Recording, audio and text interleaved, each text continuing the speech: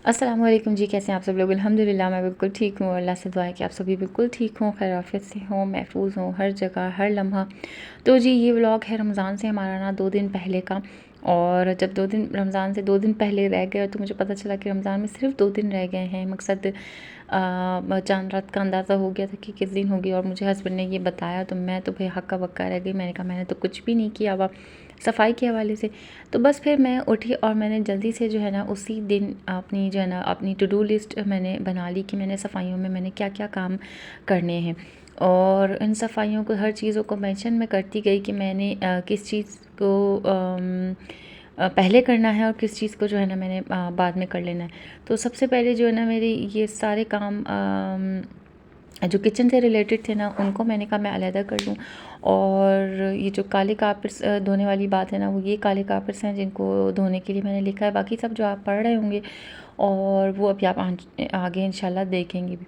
अच्छा, जो किचन से रिलेटेड सारे काम थे ना उसको मैंने अलहदा से टिक मार्क कर लिया। मैंने कहा आज जो है ना मैं किचन छेड़ लेती हूँ, क्योंकि सबसे पहले जो है ना हमारे किचन को क्लीन होना ज़रूरी है। बाकी ये कि घर तो मैं आहिस्ता-आहिस्ता रमज़ान में भी कर लूँगी, लेकिन जो किचन है ना ये हमारा पूरा दिन इसने लेके जाना था। और मैंने ये सोचा था कि नहीं आज के आज मैं ये सारे काम कर लूँगी। मैं इतनी तुर्रम-खां अपने आप को सोच रही थी, लेकिन हुआ ये कि सिर्फ़ किचन के काम जो है ना हो सके। स्टार्ट मैंने सुबह 11 बजे से ही कर लिया था। लिस्ट जो है ना मैंने सुबह ही बना ली थी, नाश्ते के फ़ौरन बाद ही मैं लिस्ट बनाने के लिए खड़ी हो गई थी।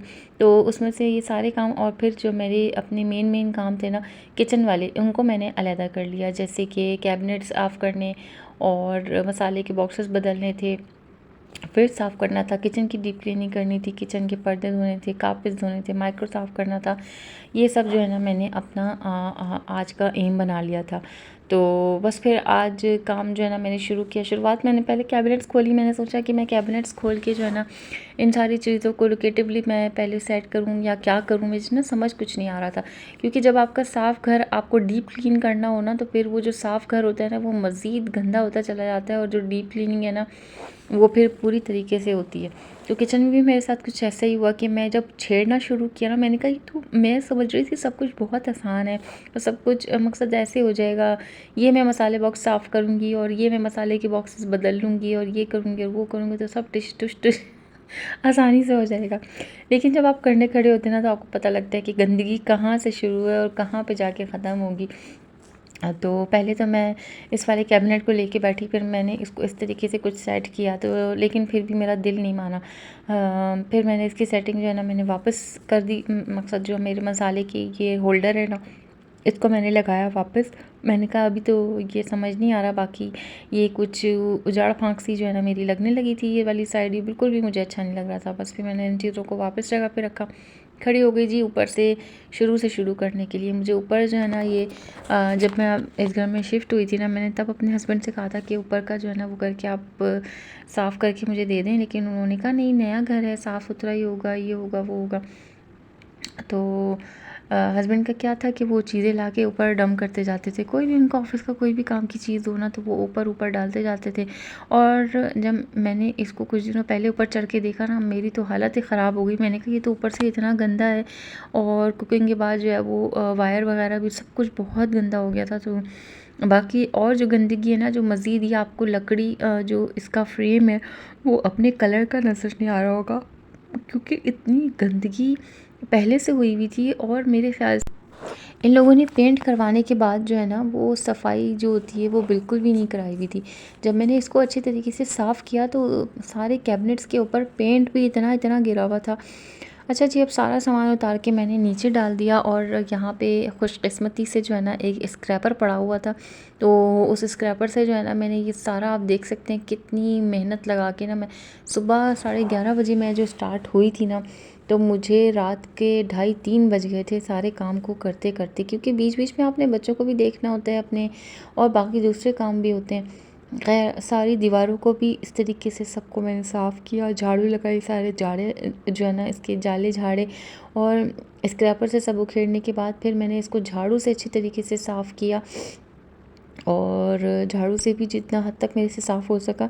उसके बाद फिर मैंने क्या किया कि मैंने बनाया वही क्लीनर जो ऑल पर्पस क्लीनर होता है ना हमारा होममेड, वो मैंने बनाया कि मैंने इसमें सबसे पहले जो है ना वो जो डिश वॉशिंग पाउडर होता है ना वो डाला, सोडा डाला, विनेगर डाला और पानी डाला, और फिर मैं जो है ना इसको ये जो कलर करने वाली रुई होती है ना, ये हमारे पास पड़े हुए थे बहुत सारे पैकेट ना, मैंने कहा इसको काम में लेते हैं और बस इसको करती जाती हूँ और फेंकती जाती हूँ, करती जाती हूँ ना फेंकती जाती हूँ। मैं पहले तो मैंने ये गलती करी, मैं डिप कर करके ना बार बार इसमें से निकाल रही थी। फिर मैंने क्या किया, मैंने ये चीज़ करनी बंद कर दी थी क्योंकि सोडे का और सर्फ़ का जो पानी है ना वो ख़राब हो रहा था। अब आप देख सकते हैं किस हद तक चेंज आपने देखा, किस हद तक सफाई हो गई है, सारी लकड़ी नज़र आना शुरू हो गई है। यकीन जाने यार, मैंने इतनी हाथों की शिद्दत लगा लगा के मैंने इसके ऊपर से सारा रंग उखाड़ा है ना, अल्लाह अकबर। मेरे हाथ जो है ना, रात को जब मैं लेटी ना तो मेरे हाथ सूज रहे थे, बुरी तरीके से सूज रहे थे। जिस तरीके के मैंने काम को छेड़ लिया था ना,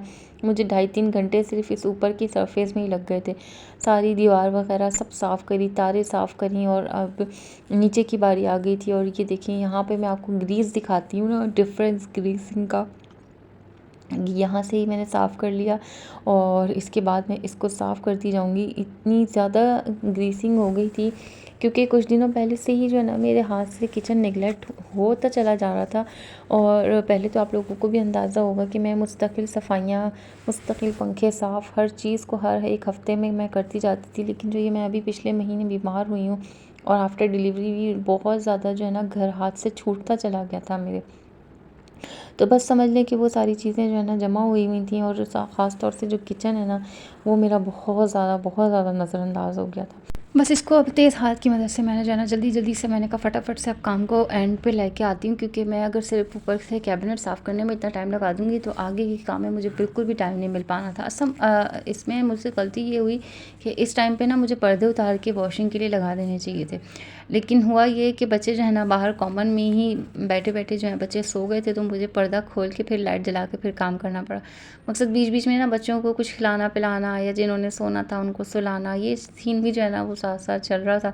तो इस वजह से मुझे जो है ना पर्दे फिर बाद में ही मैंने कहा एक साथ ही जो है ना मैं पर्दे वॉश करने के लिए लगा दूँगी। और इसको भी ये आजकल एक बड़ा अच्छा स्प्रे जो है ना मुझे ऐड में बार बार नज़र आ रहा है, पता नहीं अब लेके खैर से कभी ट्राई करा तो फिर पता चलेगा कि इस तरीके की ग्रीस जो है ना वो उस वाले स्प्रे से साफ़ हो जाती है। कभी इंशाल्लाह लेके आऊँ तो ट्राई करूँगी, तो फिर आप लोगों को ज़रूर बताऊँगी। अच्छा जी, अब बारी आ गई थी कैबिनेट्स की, और कैबिनेट्स मेरे ना मीनवाइल थोड़े थोड़े सॉर्टेड ही थे, कोई इतना ज़्यादा मेरे कैबिनेट्स में जैसे एक वो हल्ला मचा हुआ होता है ना, ये जो पेंट्री वाली कैबिन होती है उसमें तो मेरा नहीं था ऐसा कुछ। बस यही था कि थोड़ी बहुत मट्टी थी, थोड़ी बहुत सफाई करने वाली हो रही थी, या कुछ कैसे चीज़ें गिर जाती हैं उस हवाले से बस कैबिनेट को थोड़ा सा साफ़ करना था। बाकी अदरवाइज़ तो अल्लाह का शुक्र है मेरी कैबिनेट्स बिल्कुल साफ़ ही थी, क्योंकि मैं गाहे बगाहे जो है ना मैं इन कैबिनेट्स को भी साफ़ करती रहती हूँ। अंदर से जैसे कभी कोई चीज़ निकाल के उसको साफ़ कर लिया, या जैसे ही कोई चीज़ ख़त्म होती है तो उसके जार को मैं हाथों हाथ धो के जो है ना फिर रखती हूँ।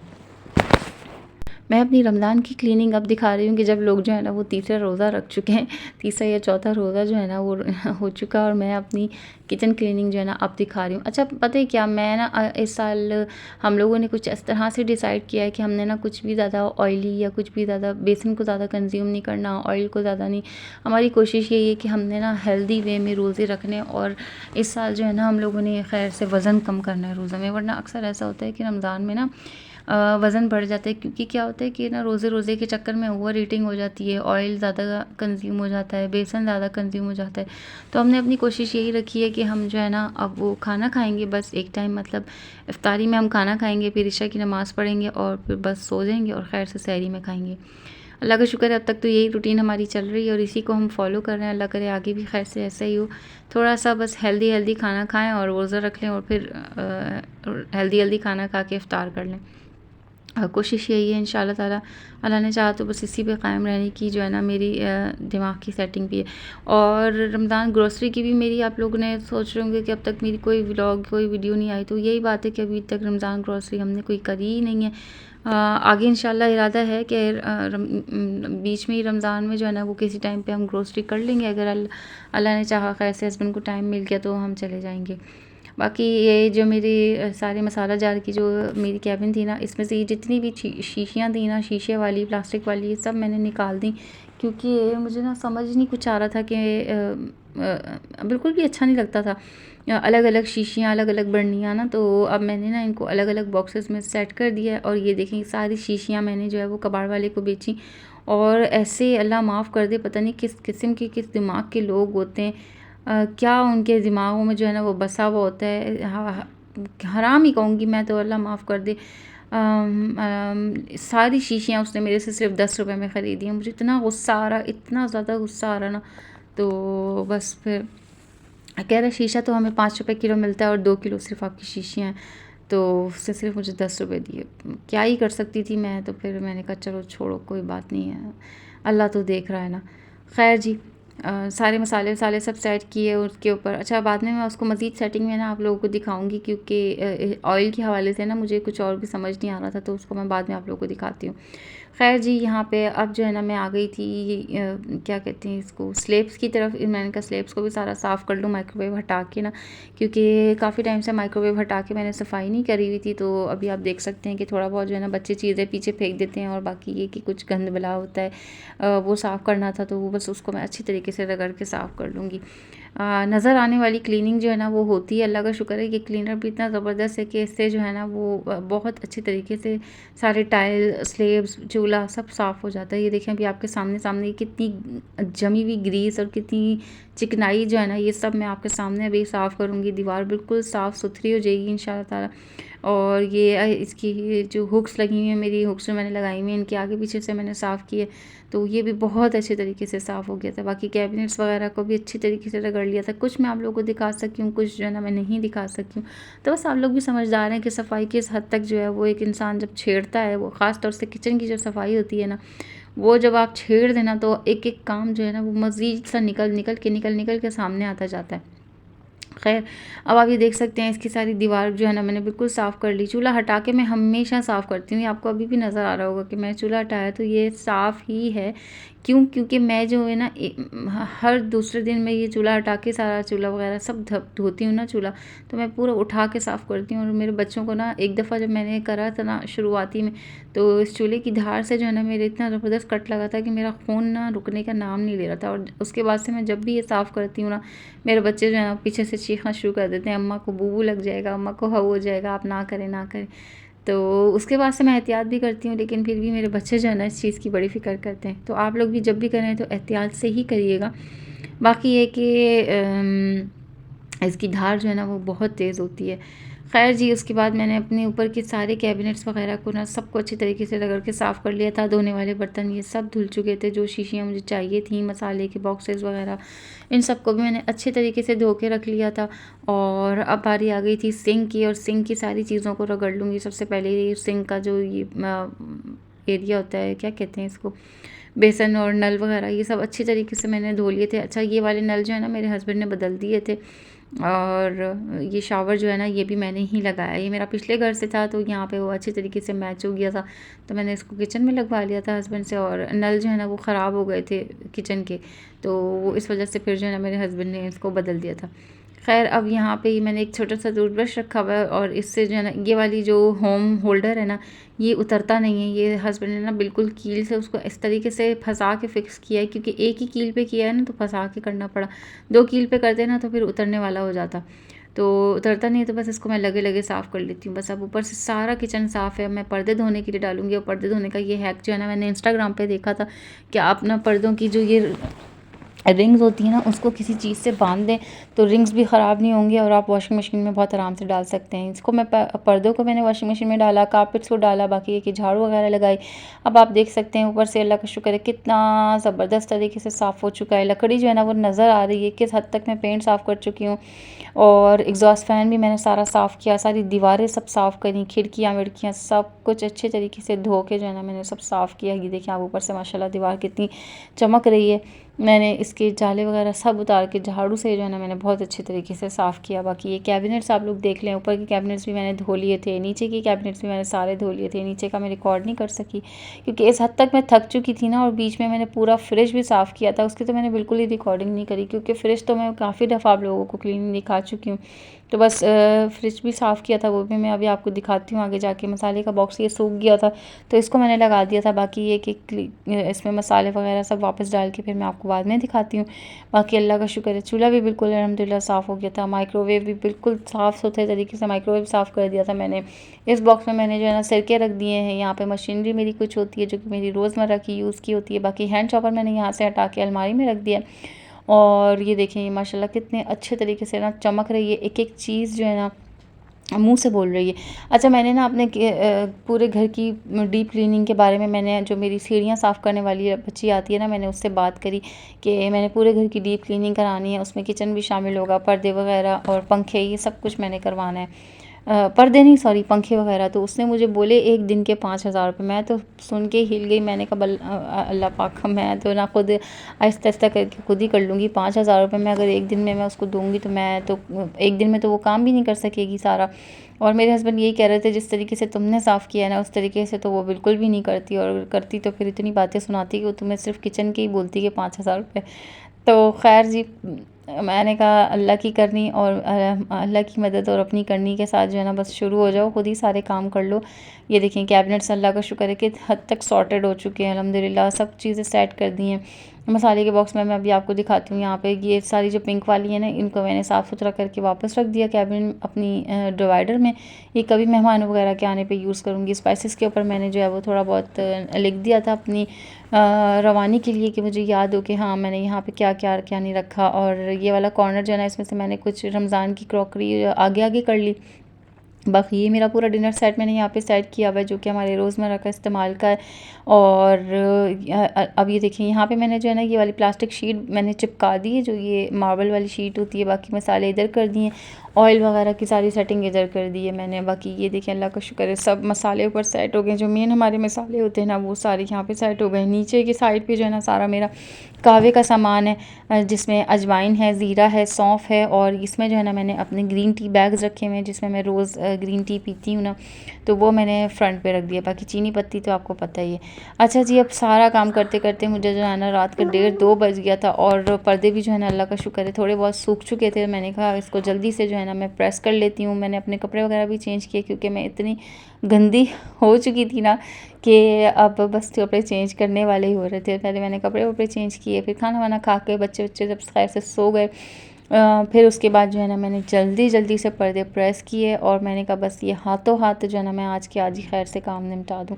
पर्दे प्रेस किए। अच्छा, पर्दे लगाने का एक हैक ये मैंने जो है ना उसमें भी देखा था इंस्टाग्राम पे, कि पर्दों का ना आपकी जो लुक है ना वो बड़ी अच्छी आएगी। आपने क्या करना है, टिश्यू की जो आपके ये गत्ते होते हैं ना, ये आपने जमा कर लेने हैं, इनको फेंकना नहीं है। अब जो बड़े वाले हैं ना, इनको आपने एक बराबर हाफ में कट कर लेना है, और जो बाकी छोटे वाले थे उसको मैंने एज इट इज़ ही ले लिया। अब आपने करना ये है कि एक रिंग आपने जो है वो पाइप में डालना है, उसके बाद आपने टिश्यू रोल गत्ता डालना है, फिर उसके बाद रिंग डालने 2, और फिर टिश्यू रोल गत्ता डालना है। इस तरीके से करते जाना है, और आपका जो पर्दा है ना उसकी लुक मैं आपको दिखाती हूँ कि कितनी प्यारी आएगी। और मैं अभी आपको वो भी दिखाती हूँ कि आप एज़ इट इज़ अगर आपने सिर्फ बिना गत्तों के अगर आप ये पर्दे लगाएंगे ना, तो कितनी पतली सी दुबली सी लुक जो है ना वो पर्दों की निकल के आएगी। मतलब लेयरिंग जो है ना साफ वाज़ेह नहीं होगी।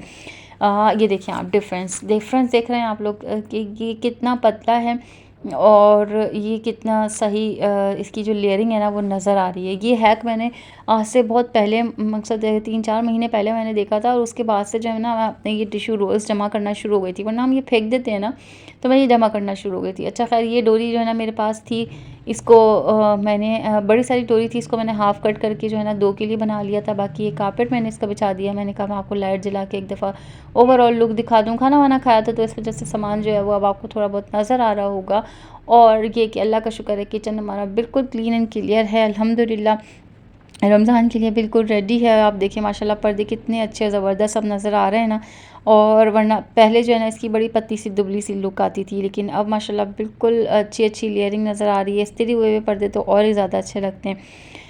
तो जी व्लॉग को यहीं पे एंड करती हूँ। उम्मीद करती हूँ कि आपको मेरा व्लॉग पसंद आया होगा और यहाँ तक आप पहुँच गए होंगे तो प्लीज़ मेरी रिक्वेस्ट को भी सुन लीजिए कि मेरे चैनल को सब्सक्राइब करना है, मेरी वीडियोस को लाइक करना है, मज़ीद वीडियोस के लिए डिस्क्रिप्शन को चेक करना है, अपनी दुआओं में याद रखना है हम सबको, कुल मोमिनीन मुस्लिमीन मुसाफिरीन को, और हर दुआ के साथ आमीन ज़रूर कहना है। अल्लाह हाफ़िज़, फ़ी अमान अल्लाह।